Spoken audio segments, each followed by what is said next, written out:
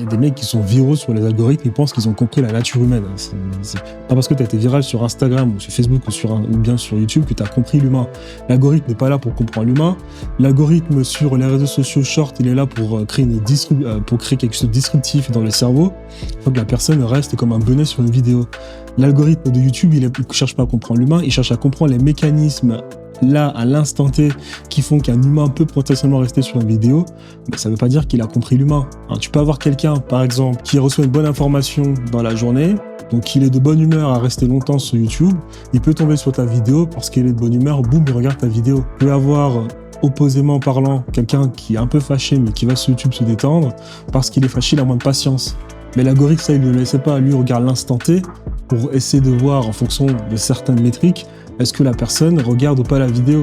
Et en fonction de cela, il booste la vidéo. Si toi, derrière, tu tombes sur que des personnes qui sont contentes, et donc derrière, ensuite, elles regardent ta vidéo de manière paisiblement, l'algorithme, lui, il récupère les informations pour tester ta vidéo à davantage de personnes. Si tu tombes sur des personnes qui sont toutes fâchées, l'algorithme, il va pas le montrer, il va pas davantage montrer ta vidéo. Là, l'humeur que je t'ai pris, là, comme point de référence, tu le prends pour maintenant le comportement de manière générale dans les personnes de ta niche. Dans le photovoltaïque, par exemple, les personnes sont très arrogantes. Alors que dans d'autres niches comme le développement personnel, peut-être les personnes sont moins arrogantes, elles sont peut-être juste plus en stress. Donc à partir de là, tu as des patterns qui vont revenir chez la personne qui, elle, sera plus à même de consommer ton contenu. Donc ça ne veut absolument pas dire que l'algorithme a compris l'humain. L'algorithme il regarde des métriques à l'instant T, en fonction de différents patterns, en fonction d'un pôle de personnes, à répétition, et lui derrière, il sait quels sont les trucs qu'il faut regarder pour voir s'il faut pousser ou pas ta vidéo. Donc c'est des mécanismes optimisés. Mais l'algorithme ne cherche pas à savoir exactement qui est l'humain derrière. Il en a rien à taper, l'algorithme YouTube, de savoir qui est l'humain derrière, ou comment l'humain fonctionne, ou bien est-ce qu'il a des traumas, est-ce qu'il n'a pas de traumas, est-ce qu'il est intelligent ou pas intelligent. Non.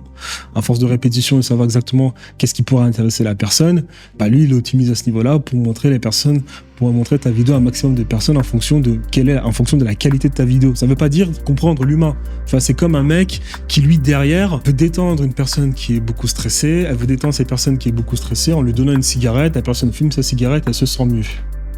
Est-ce que cette personne peut ensuite dire, derrière, qu'elle a compris comment détendre le cerveau humain?